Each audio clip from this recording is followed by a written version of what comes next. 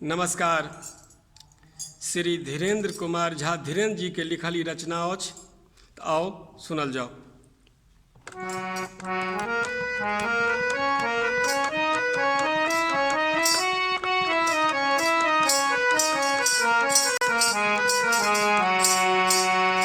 सबके हम छोड़ी मैया श्रीपद सेवल कहियो न ताकि मम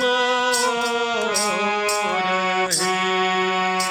केहन आभागल हम भेलहुँ जग जननी, पड़लहुँ भव दुख घोर हे।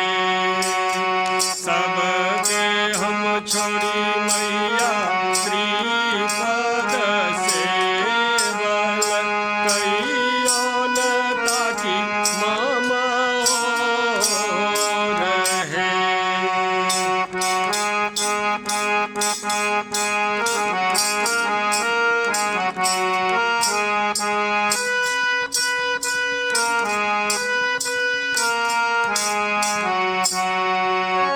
दुख सकल हम काटियहुँ रियाम, काटियहुँ रिया।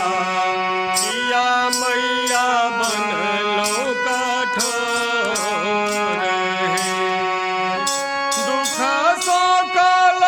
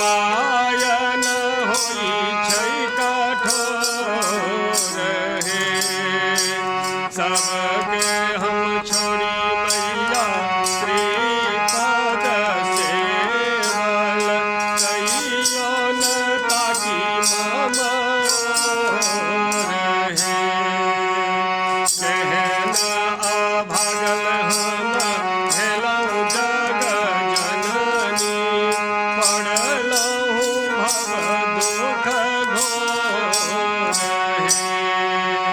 पड़लहु भव दुख घोर पड़लहु भव